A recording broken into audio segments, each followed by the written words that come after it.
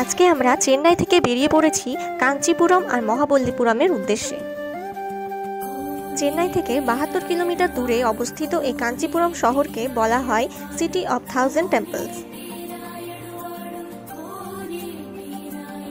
কাঞ্চিপুরম পৌঁছে প্রথমেই আমরা এই রেস্টুরেন্টে একটু ব্রেকফাস্ট করে নিচ্ছি। ব্রেকফাস্টে আমরা অর্ডার করেছিলাম ধোসা আর মিনি ইডলি, তার সাথে আমাদের দিয়েছিল সাম্বার আর কয়েক রকম চাটনি। এই A2B রেস্টুরেন্টের অ্যাম্বিয়েন্সটা আমার ভীষণই ভালো লেগেছে, আর তার সাথে খাবারগুলো। আর সবশেষে একটু চা তো অবশ্যই দরকার।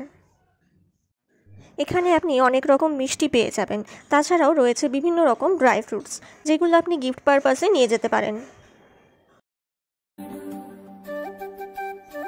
প্রথমেই আমরা যে মন্দিরটা এসেছি সেটার নাম হচ্ছে একাম্বরনাথার টেম্পল। পাশে একটা গোপুরম অর্থাৎ গেট দেখা যাচ্ছে।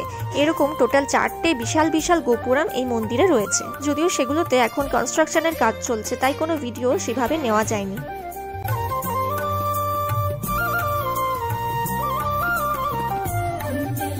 একাম্বরনাথার টেম্পল দক্ষিণ ভারতের অন্যতম এই শিব মন্দিরকে 1000 পিলার টেম্পলও বলা হয়, কারণ এখানে 1000টা এরকম পিলার রয়েছে।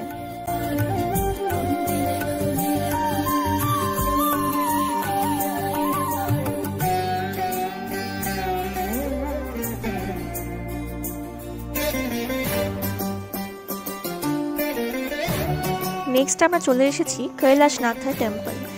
এটাও ভীষণ সুন্দর একটা শিব মন্দির।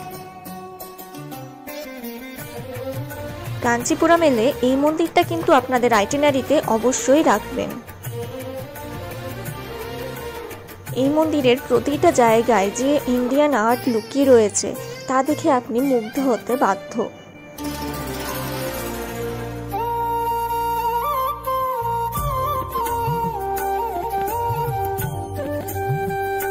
তারপর আমরা চলে এলাম কামাক্ষী আম্মার টেম্পল। কাঞ্চিপুরমের অন্যতম প্রসিদ্ধ এই মন্দির হলো কামাক্ষী মাতার মন্দির। এই মন্দির বন্ধ হওয়ার টাইম হলো দুপুর 12:30, কিন্তু আমাদের 12:40 বেজে যাওয়ায় আমরা আর মন্দিরে ঢুকতে পারিনি।